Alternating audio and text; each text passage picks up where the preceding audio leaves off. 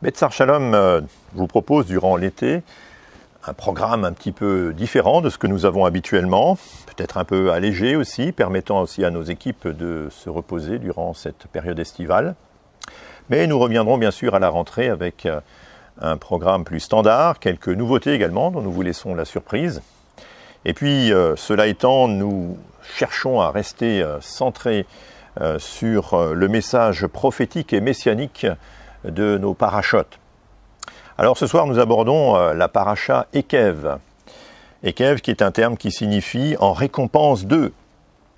Et on peut même, dans notre contexte, aller plus loin et dire « en compensation de » ou encore même « en réponse à ». Mais afin de mieux nous comprendre, lisons les premiers versets de notre paracha au chapitre 7 du Deutéronome et au verset 12.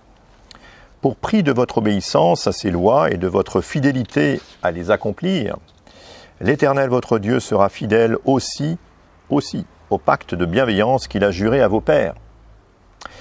Il t'aimera, te bénira, te multipliera, il bénira le fruit de tes entrailles et le fruit de ton sol, ton blé, ton vin et ton huile, les produits de ton gros et de ton menu bétail, dans le pays qu'il a juré à tes pères de te donner.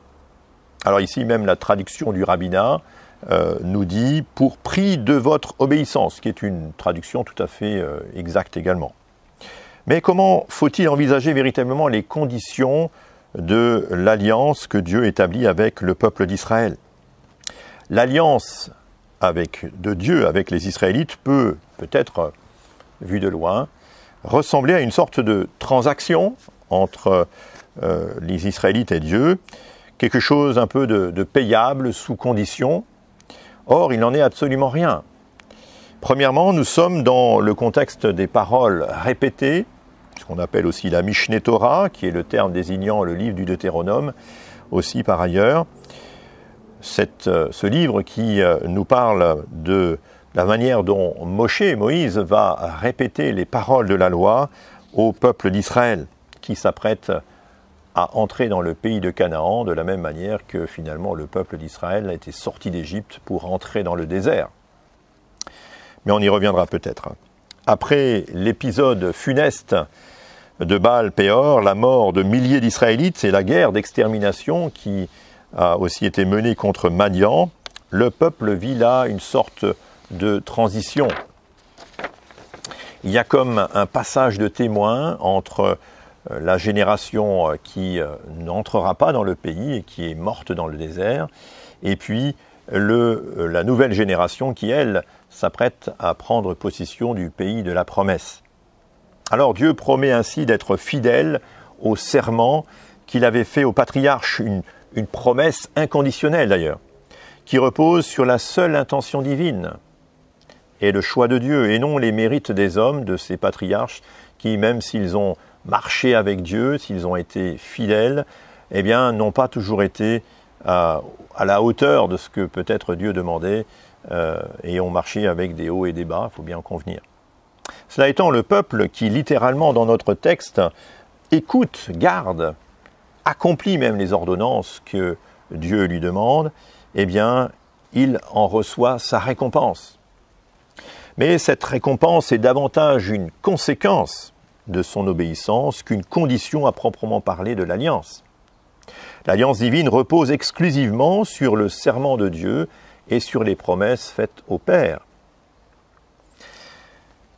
Il s'ensuit d'ailleurs un flot de bénédictions que nous avons lues et qui sont d'ailleurs assez nombreuses.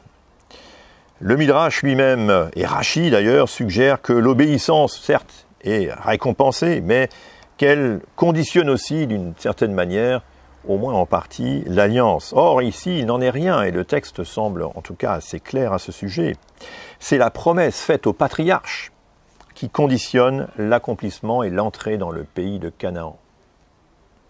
Bref, Dieu énonce les multiples bénédictions à venir, mais il les ponctue aussi de ce qu'on pourrait appeler, peut-être en tout cas que moi j'appelle, des bémols importants. L'entrée dans le pays et la guerre qu'elle sous-entend sont de la même nature que les actions menées contre Madian, comme on l'a vu dans la paracha précédente, me semble-t-il. C'est une guerre spirituelle que Dieu mène lui-même au-devant des Israélites. Verset 6, tu anéantiras donc tous les peuples que te livre l'Éternel, ton Dieu, sans laisser ton œil s'attendrir sur eux, de peur que tu n'adores leur divinité, car ce serait un piège pour toi. Ce qui nous amène d'ailleurs à un premier bémol, si on peut dire, de la part de Dieu au verset 17, qui souligne peut-être un manque potentiel de foi. Verset 17, peut-être diras-tu en ton cœur. Ces nations-là sont plus considérables que moi, comment pourrais-je alors les déposséder? Ne les crains point, répond l'Éternel, souviens-toi sans cesse de ce que l'Éternel ton Dieu a fait à Pharaon et à toute l'Égypte. L'Éternel suppose avec raison des sentiments intérieurs que le peuple pourrait ressentir face à l'ennemi qu'il s'apprête à affronter. Mais la réponse tient dans, finalement, le souvenir perpétuel, en tout cas à perpétuer, le souvenir du rappel des miracles et des interventions divines en Égypte. Cela nous amène à comprendre finalement que la sortie d'Égypte est l'œuvre de Dieu elle-même, comme le sera l'entrée dans le pays de Canaan. Et c'est Dieu finalement qui marche devant les Israélites pour entrer dans le pays de Canaan, de la même manière que c'est Dieu qui a marché devant les Israélites pour le faire sortir d'Égypte et l'amener même aussi dans le désert. Les terribles fléaux qui ont touché les Égyptiens sont des jugements spirituels qui, de la même manière, vont affecter les peuples idolâtres de Canaan. Nous sommes un peu, quelque sorte, à 2 générations près dans une même démarche d'entrer dans un pays nouveau. Sortie d'Égypte vers le pays de la promesse, et cette fois-ci pour le nouveau peuple, pour le peuple, la nouvelle génération de ce peuple, l'entrée dans le pays de Canaan. J'ajoute que les doutes des Israélites, finalement, lors de la sortie d'Égypte, affecteront aussi, d'une certaine manière, cette génération qui entre dans le pays de Canaan, le pays de la promesse.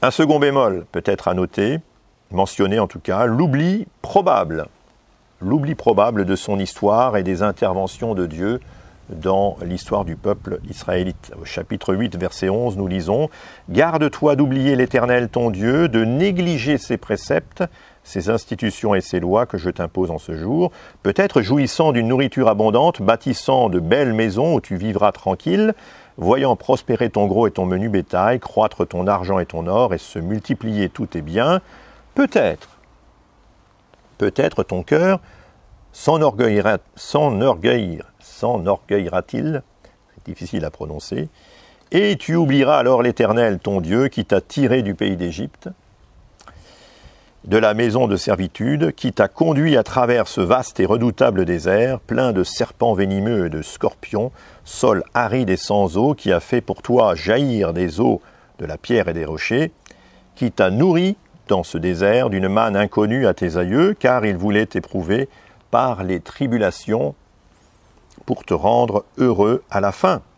Et tu diras en ton cœur, c'est ma propre force, c'est le pouvoir de mon bras qui m'a valu cette richesse. Voilà le deuxième bémol qui se traduit finalement par le sentiment que ce n'est pas Dieu qui a conduit les circonstances, mais que c'est le peuple qui est allé au-devant de ces circonstances et qui s'est acquis lui-même une libération, une rédemption.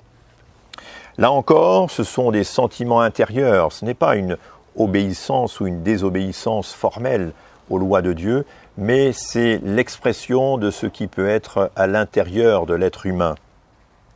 Des sentiments intérieurs que la loi elle-même ne saurait finalement juger formellement et reconnaître ici l'un ou l'autre coupable. Il convient de remonter à la source pour comprendre que le salut d'Israël, finalement, et sa bénédiction ne reposent pas sur ses propres mérites ou sur sa perception qu'il aurait de sa libération, mais bien sur la grâce de Dieu. Au verset 14, Israël a été tiré d'Égypte et de la servitude. C'est Dieu qui le sort d'Égypte, ce n'est pas le peuple qui se sort lui-même. Pas de place donc pour un orgueil déplacé qui se fonderait sur l'oubli de ce que Dieu a fait pour le peuple. Et Dieu le rappelle avec force et avertissement également. Non, verset 18, c'est l'Éternel, ton Dieu.